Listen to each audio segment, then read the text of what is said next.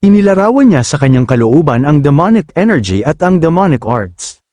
Ang heavenly demonic energy ay nagbibigay daan sa isang tao na madaling malampasan ang mga limitasyon ng katawan at ng martial arts. Samantala, ang demonic arts, tulad ng Black Flame na kanyang nilikha gamit ang demonic heaven-absorbing art sa kanyang nakaraang buhay, ay nagpapakita ng ganap na bagong kakayahan kapag pinagsama sa orihinal na martial arts. Ang ganitong uri ng demonic arts ay isa ring awtoridad na ipinagkaloob ng heavenly demon sa mga nagiging demonyo, isa itong walang kapantay na pagpapala. Tunay ngang nakakaakit ang kapangyarihang dulot nito, para sa isang martial artist na naniniwalang kapangyarihan ang lahat, kahit mabaliw o malasing sa lakas, napakarami ang naghangad nito.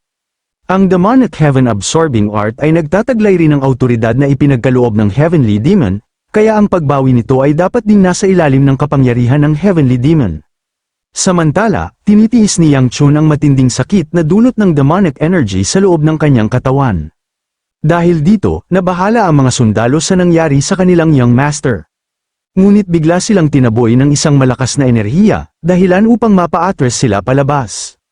Habang dahan-daang nagsasara ang pintuan, binanggit ng Dark Knight Master na walang sinumang walang demonic energy ang maaaring makapasok sa silid na yun.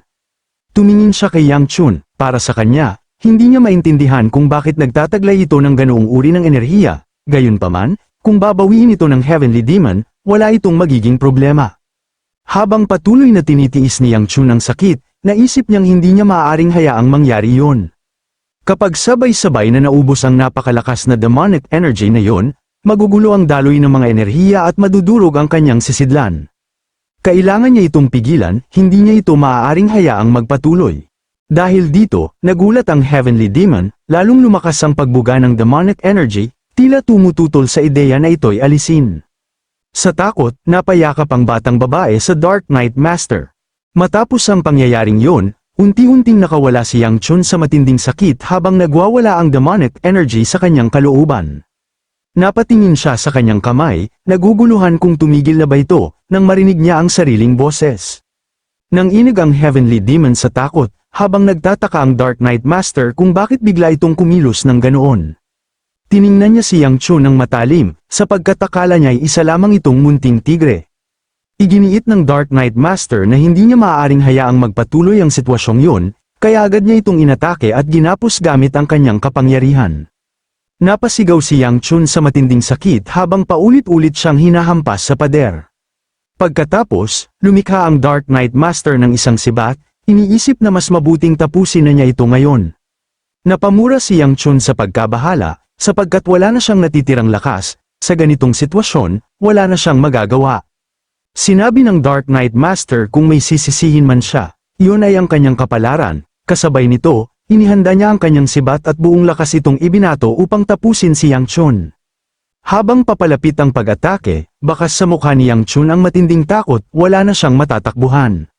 Sa ikalawang pagkakataon, isang haliging apoy ang pumihil sa pag-atake. Nagkaroon ng matinding pagsabog ng magbanggaan ng mga kapangyarihan, at dahil dito'y nakawala si Yang Chun sa pagkakagapos. Dumating ang kanyang ama sa tamang oras at nasalo siya sa kanyang pagbagsak. Pinagsabihan siya nito na huwag maging padalos-dalos, binanggit pa nito na palagi siyang nagdudulot ng gulo, na ikinagulat ni Yang Chun.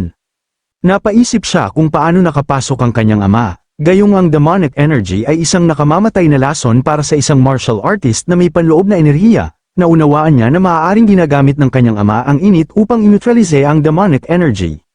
Sa pagdating ng Flame Demon, nainis at nabahala ang Dark Knight Master. Habang patuloy na naglalabas ng matinding apoy ang clan head, tinanong niya ito kung ano ang ibig sabihin ng lahat ng nangyari, tuluyan na ba nitong sinira ang kanyang pangakong hindi na muling magpapakita sa gitnang kapatagan. Sa galit, ikinuyom niya ang kanyang kamao at sinabi na kung nais nitong wakasan ang kanyang buhay, dapat ay tinapos na siya noon pa. Dahil dito, lalo pang sumiklab ang matinding apoy na kanyang inilabas, dahilan upang mapatakip si Yang Chun sa lakas nito. Habang inihahanda niya ang kanyang malakas na pag-atake, binanggit niya na sa nakaraan man o ngayon, ang kaharap niya ay walang iba kundi isang kasuklam-suklam na duwag. Ngunit sa sandaling yun, may ginawa ang Heavenly Demon, dahilan upang mapakuyom ng ngipin ng Dark Knight Master sa pagkabahala. Walang pag-aalinlangang pinakawalan ng clan head ang kanyang napakalakas na atakeng apoy. Nang malapit ng tamaan ng Dark Knight Master, mabilis itong nakaiwas at tumagos lamang ang pag-atake, habang siya ay tumalon sa ere. Tumama ang malakas na pag-atake sa pader, na nagdulot ng isang malaking butas, habang nasa ere, napamura ang Dark Knight Master, iniisip kung paanong nakapagpakawala ang kalaban ng ganoong kalaking kapangyarihan kahit sa loob ng lugar na yun. Naputol ang kanyang pag-iisip nang maramdaman niya ang isang malakas na presensya sa kanyang likuran. Mula roon, sumugod ang clan head, taglay ang isang napakalakas na puwersa para sa panibagong pag-atake. Inihanda nito ang kanyang kamao na nababalot ng apoy at buong lakas itong ibinato patungo sa Dark Knight Master, ngunit nakalikha ito ng isang harang upang pigilan ang atake.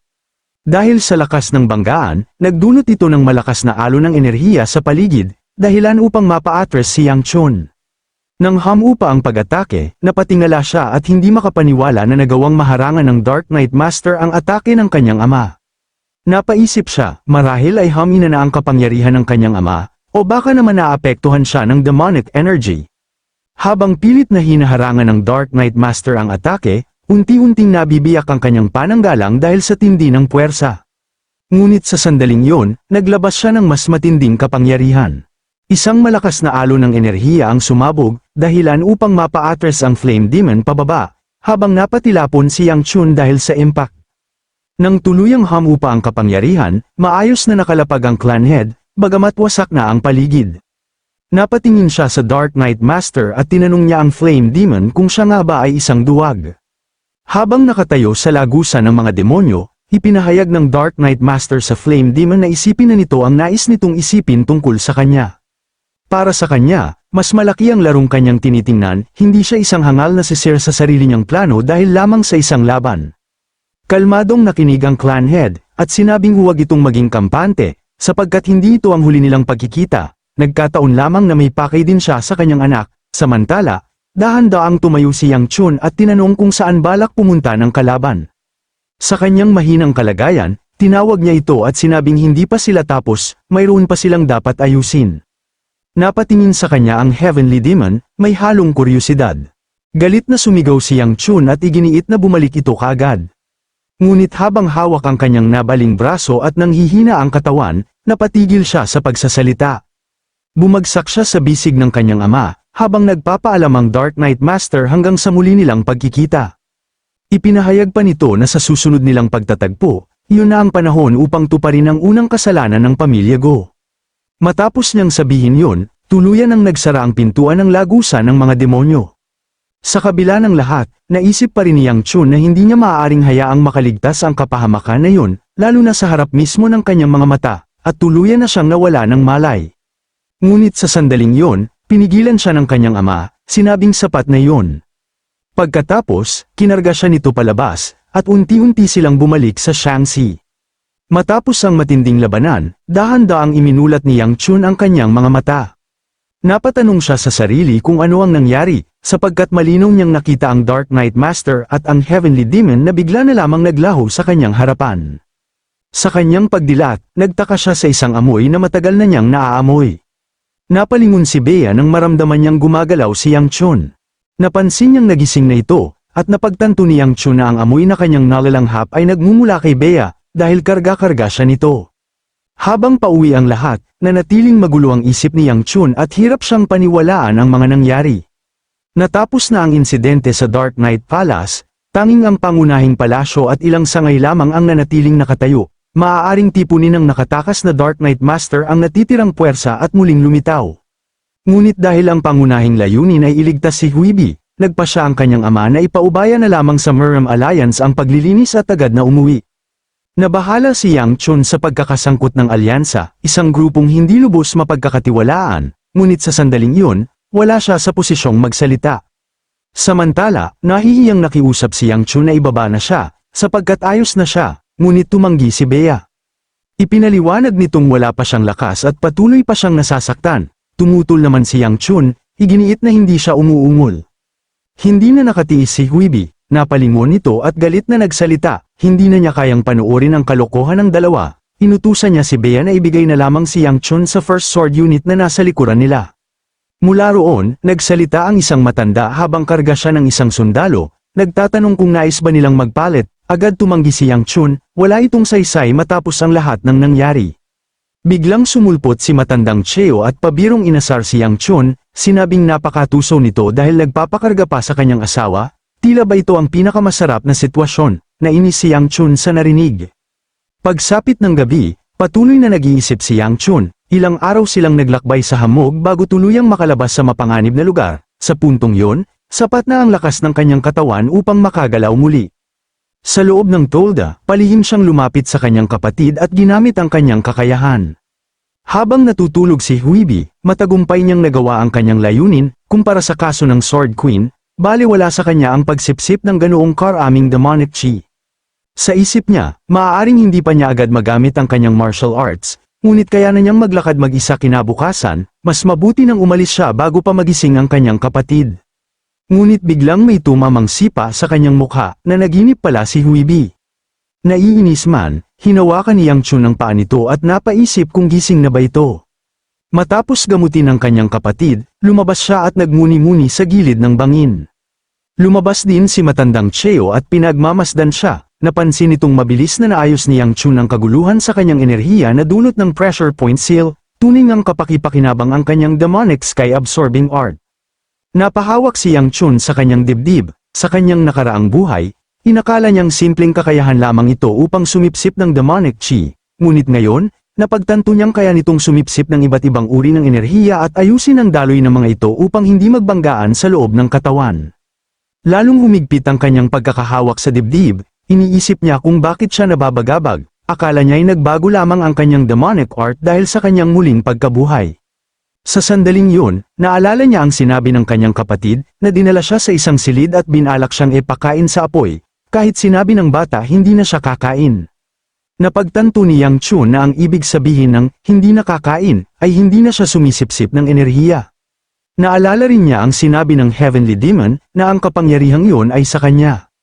Sinusubukan ng Heavenly Demon na kunin ang kanyang demonic chi at ang kanyang demonic art. Ang demonic sky-absorbing art ay orihinal na nasa ilalim ng autoridad ng Heavenly Demon, kung bigla itong hindi na magamit ng huli, maaaring dahil ito sa tuluyang paglipat ng pagmamayari nito kay Yang Chun mula nang siya'y muling mabuhay.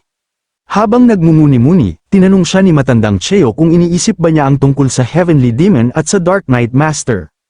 Napahawak si Yang Chun sa ulo at inamin na sapat na ang makita lamang ang Heavenly Demon upang guluhin ang kanyang isipan.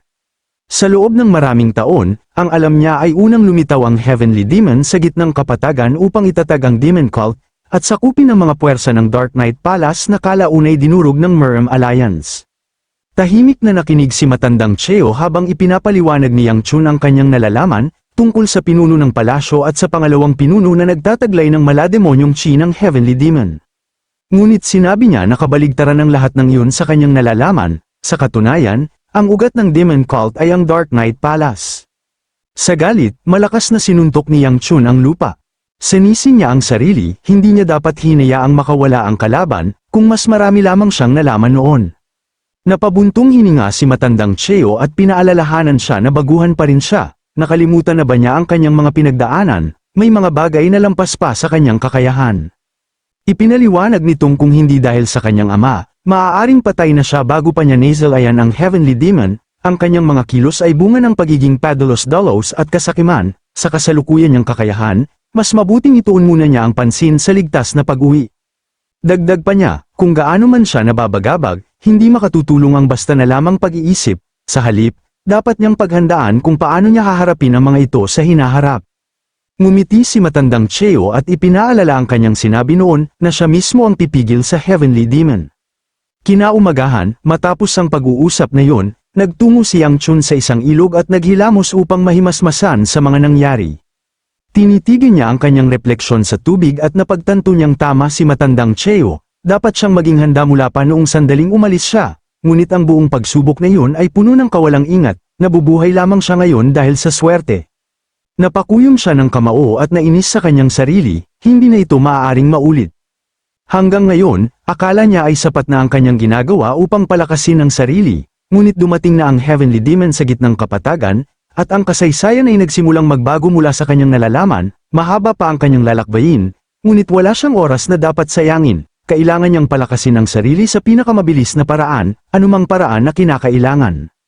Ngunit naputol ang kanyang pag-iisip nang may biglang tumulak sa kanyang likuran.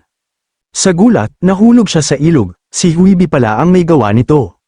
Galit na umahan si Yang Chun at tinanong ang kanyang kapatid kung ano ang iniisip nito. Ipinaliwanag naman ni Huibi na ilang beses na niya itong tinawag mula sa likuran, ngunit hindi siya sumasagot. Tinanong pa niya kung ano ba ang lalim ng iniisip nito habang naghuhugas ng mukha. Pinagtawanan lamang siya ni Huibi. Ayon dito, palagi na lang siyang nakasimangot, at ang pagpilit na harapin ng lahat ng mag-isa ay hindi nakakalutas ng problema. Bakit hindi na lang niya palamigin ang kanyang ulo at magpahinga? Napaisip si Yang Chun sa mga sinabi ng kanyang kapatid. Lumapit siya rito at tinanong kung bakit siya tinawag, ngunit sa halip na sagot, sinabi ni Huibi na gusto nitong sumakay sa kanyang likod. Nagulat at nadismaya si Yang Chun, ngunit agad siyang pinagsabihan ng kanyang kapatid, pasyente pa rin daw ang kanyang ate at nasaktan nito. Kung hindi ba niya tatuparin ang tungkulin bilang kapatid, nainis ang ating bida, para sa kanya, malinaw na kasinungalingan yon. Marahil ay napansin ni Huibi ang pagbabago sa kanya kaninang umaga. Tumanggi si Yang Chun, ngunit patuloy siyang kinulit ni Huibi na buhatin siya. Samantala, sa di kalayuan, pinagmamasdan sila ng kanilang ama, kasama si Bea. Habang patuloy siyang kinukulit ni Huibi, sa huli, wala nang nagawa si Yang Chun kundi buhatin ang kanyang kapatid habang naglalakad sila. Sa isip niya, napakapangit talaga ng pamilyang ito. Habang pasan niya si Huibi, bigla siyang tinawag nito. Nakasimangot siyang sumagot. Ngunit nagulat siya nang magpasalamat ang kanyang kapatid. Sa totoo lang, hindi naman niya ginustong pumunta siya roon, ngunit ramdam na ramdam nito ang pag-aalala ni Yang Chun. Tunay itong naantig bilang kapatid. Hinaplos ni Huibi ang kanyang ulo at sinabing hindi siya nabigo sa inaasahan nito, isa siyang mabuting bata. Napakagatlabi si Yang Chun sa narinig. Pagkatapos, sinabi ni Huibi na nakita na niya ang kanilang bahay at kailangan na nilang magmadali, at naghihintay na rin ang kanyang katulong doon. Biglang tinawag ni Yang Chun ang kanyang kapatid, masaya naman itong tumugon, sinabi nito na may itatanong siya. Ngunit seryoso ang tanong ni Yang Chun, nasiyahan ba ito sa palihim na panunood sa kanya, natigilan si Huibi. Nagkunwari itong walang alam, ngunit nainis si Yang Chun at sinabihan itong huwag magpakatanga, nagpasalamat siya sa bid na ibinigay nito. Dahil doon niya natunton ang lokasyon nito, naging mausisa siya kung ano talaga ang bagay na yon, sapagkat may kakaiba itong kakayahan. Sumabat ang kanilang ama at ipinaliwanag na yon ay heavenly do, isang bagay na kinuha mula sa kaba ng kanilang angkan dahil hiniling ito ni Huibi bilang panganay na anak, doon napagtanto ng kanilang ama kung bakit siya natagpuan ni Yang Chun. Nagulat si Yang Chun, hindi niya inakalang isa itong spirit artifact. Naalala niya ang sinabi ng kanyang kapatid noon, na isa lamang itong lucky charm mula sa isang nagtitinda sa kalye. Dahil dito, nainis si Huibi at bigla niyang sinabunutan si Yang Chun, napasigaw ito sa sakit. Pinagmamasdan lamang sila ng kanilang ama habang pinagsasabihan ni Huibi si Yang Chun na tumahimik, mabuti na lamang at naging maayos ang lahat, pinuna rin niya kung kailan pa ito naging ganoon kakaswal magsalita sa kanyang nakatatandang kapatid. Bilang parusa, ginawa niyang kabay si Yang Chun hanggang sa kanilang pag-uwi, samantala, natawa si Bea sa kanilang kalokohan. Napilitan si Yang Chun na tumakbo habang nakasakay sa kanya ang kanyang kapatid.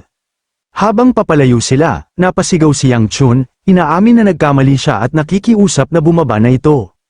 Alamat ng angka ng Go, isang lumang kwento ng angka ng Go ang minsan niyang narinig mula sa kanyang ama. Ang unang pinuno ng angkan ang nagbukas ng tarangkahan patungo sa daigdig ng mga demonyo. Dahil dito, nagdala ito ng matinding sakuna sa gitnang kapatagan, ang kanyang kasalanan at karma ay naipasa sa bawat salinlahi, naging sumpang nakatali sa kanilang dugo. Ngunit bakit niya yun ginawa? Ang nais talaga niyang buksan ay hindi ang daigdig ng demonyo, kundi isang lagusan pabalik sa kanyang pinagmulan, isa siyang nilalang na parang apoy mula sa ibang mundo, na nagnanais lamang makauwi. Sa kanyang desperasyon at pagsisisi sa sakunang kanyang idinulot, sinasabing ang bigat ng kanyang damdamin ay pasan niya habang buhay. Ngunit ngayon, isa na lamang itong alamat ng nakaraan, sa kabilang dako, sa loob ng palasyo, may isang lingkod ang nagulat na kababalik lamang ng pinuno ng angka ng Go, kasama si Yang Chun, hawak ang isang tasa ng tsaa, may nagsalita, sa kabila ng mahirap niyang pagbisita, kaya pa rin nila siyang paghintayin, dumating pala si Muyon, ngumiti siya, at sinabi na sulit naman ang kanyang paghihintay para kay Gu Yang Chun.